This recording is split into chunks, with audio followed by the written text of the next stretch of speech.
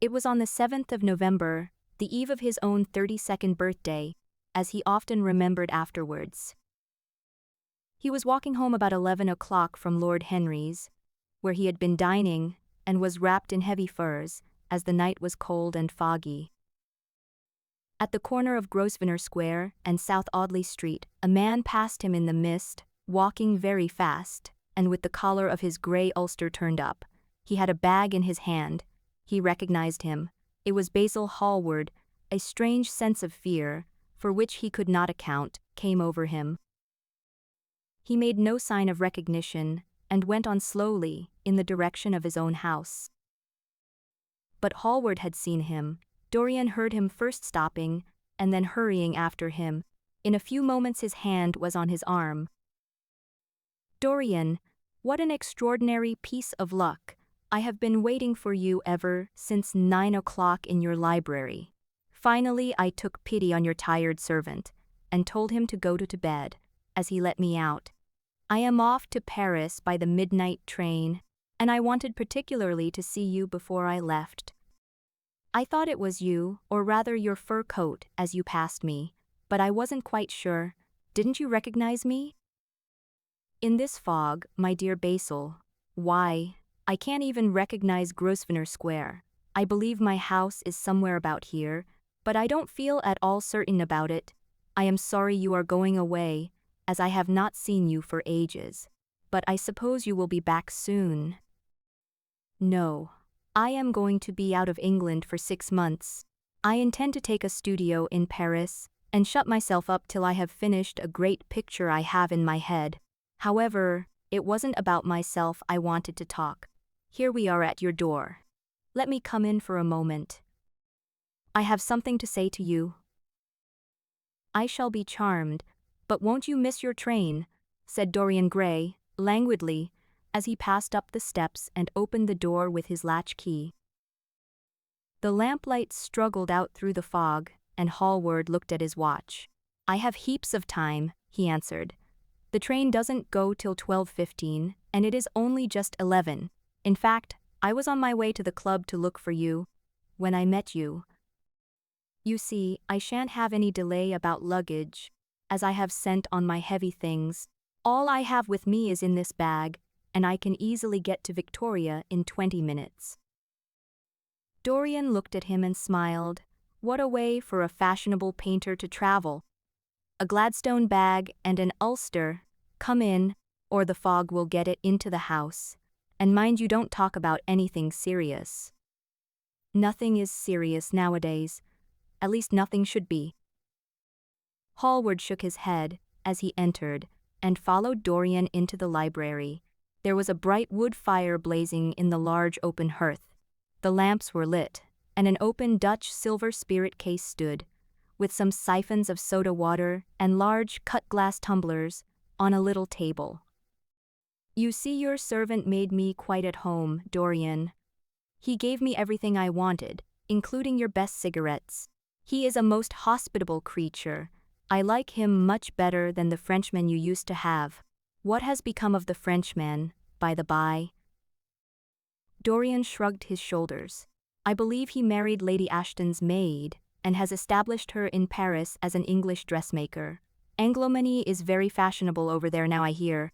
I hear it seems silly of the French, doesn't it? But, do you know? He was not at all a bad servant. I never liked him, but I had nothing to complain about. One often imagines things that are quite absurd. He was really very devoted to me, and seemed quite sorry when he went away. Have another brandy and soda? Or would you like hock and seltzer? I always take hock and seltzer myself. There is sure to be some in the next room." "Thanks, I won't have anything more," said Hallward, taking his cap and coat off, and throwing them on the bag that he had placed in the corner. "And now, my dear fellow, I want to speak to you seriously. Don't frown like that. You make it so much more difficult for me."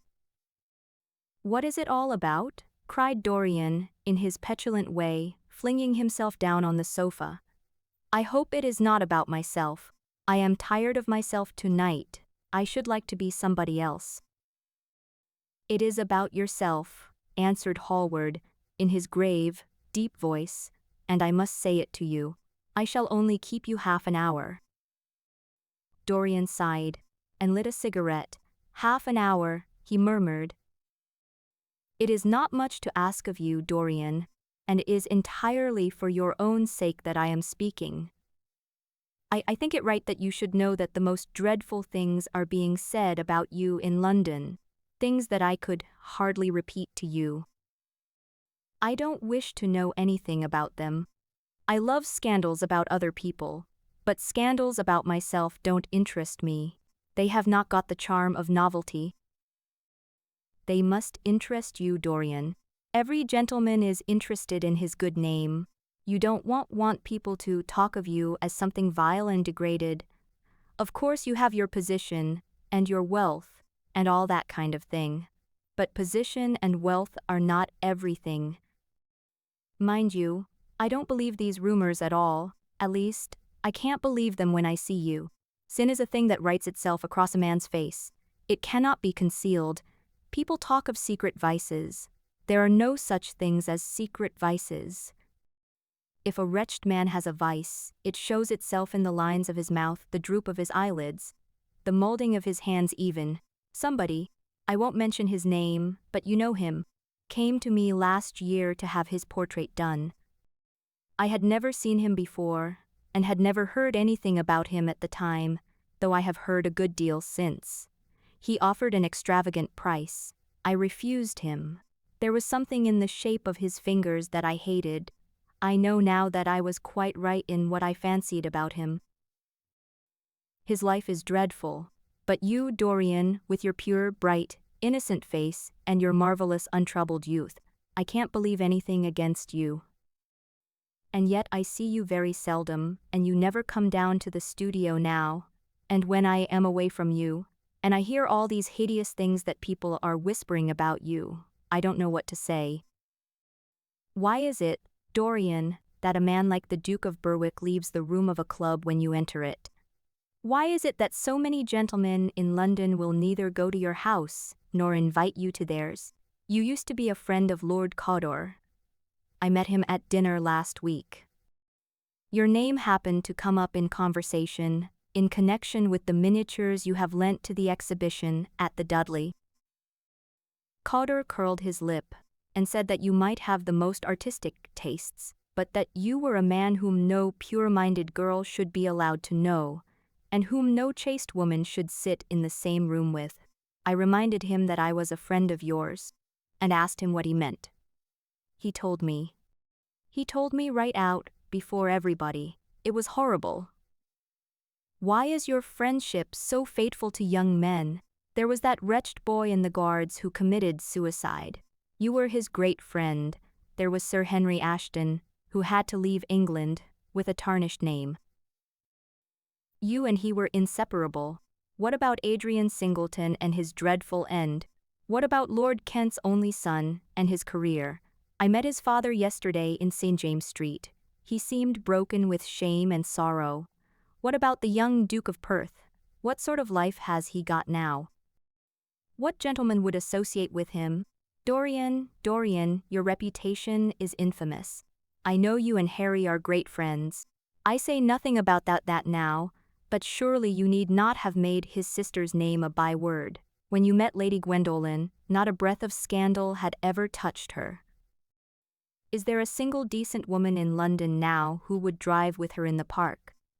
Even her children are not allowed to live with her. Then there are other stories that you have been seen creeping at dawn out of dreadful houses and slinking in disguise into the foulest dens in London. Are they be true? Can they be true? When I first heard them, I laughed. I hear them now, and they make me shudder. What about your country house, and the life that is led there? Dorian, you don't know what is said about you. I won't tell you that I don't want to preach to you. I remember Harry saying once that every man who turned himself into an amateur curate for the moment always said that, and then broke his word. I do want to preach to you. I want you to lead such a life as will make the world respect you. I want you to have a clean name and a fair record. I want you to get rid of the dreadful people you associate with. Don't shrug your shoulders like that. Don't be so indifferent. You have a wonderful influence. Let it be for good, not for evil. They say that you corrupt everyone whom you become intimate with, and that it is quite sufficient for you to enter a house, for shame of some kind to follow after you. I don't know whether it is so or not. How should I know? But it is said of you. I am told things that it seems impossible to doubt. Lord Gloucester was one of my greatest friends at Oxford. He showed me a letter that his wife had written to him when she was dying alone in her villa at Mentone. Your name was implicated in the most terrible confession I ever read. I told him that it was absurd, that I knew you thoroughly, and that you were incapable of anything of the kind. I wonder, do I know you? Before I could answer that, I should have to see your soul. To see my soul, muttered Dorian Gray, starting up from the sofa and turning almost white from fear. Yes, answered Hallward gravely and with infinite sorrow in his voice, to see your soul. But only God can do that. A bitter laugh of mockery broke from the lips of the younger man. You shall see it yourself, tonight, he cried, seizing a lamp from the table. Come, it is your own handiwork. Why shouldn't you look at it? You can tell the world all about it afterwards, if you choose. Nobody would believe you. If they did believe you, they'd like me all the better for it. I know the age better than you do, though you will prate about it so tediously. Come, I tell you, you have chattered enough about corruption. Now you shall look on it face to face. There was the madness of pride in every word he uttered. He stamped his foot upon the ground in his boyish, insolent manner. He felt a terrible joy at the thought that someone else was to share his secret, and that the man who had painted the portrait that was the origin of all his shame was to be burdened for the rest of his life with the hideous memory of what he had done. Yes, he continued, coming closer to him and looking steadfastly into his stern eyes, I will show you my soul. You shall see the thing that you fancy only God can see. Hallward started back. This is blasphemy, Dorian, he cried. You must not say things like that. They are horrible, and they don't mean anything. You think so? He laughed again. I know so. As for what I said to you tonight, I said it for your good. You know I have been always devoted to you. Don't touch me. Finish what you have to say. A twisted flash of pain shot across Hallward's face. He paused for a moment, and a wild feeling of pity came over him. After all, what right had he to pry into the life of Dorian Gray? If he had done a tithe of what was rumored about him, how much he must have suffered. Then he straightened himself up, and walked over to the fireplace, and stood there, looking at the burning logs with their frost-like ashes and their throbbing cores of flame. I am waiting, Basil, said the young man, in a hard, clear voice. He turned round. What I have to say is this, he cried. You must give me some answer to these horrible charges that are made against you. If you tell me that they are absolutely untrue from beginning to end, I will believe you. Deny them, Dorian, deny them. Can't you see what I am going through? My God, don't tell me that you are infamous. Dorian Gray smiled. There was a curl of contempt in his lips. Come upstairs, Basil, he said, quietly. I keep a diary of my life from day to day, and it never leaves the room in which it is written. I will show it to you if you come with me. I will come with you, Dorian, if you wish it. I see I have missed my train. That makes no matter, I can go tomorrow, but don't ask me to read anything tonight. All I want is a plain answer to my question. That will be given to you upstairs. I could not give it here. You won't have to read long. Don't keep me waiting.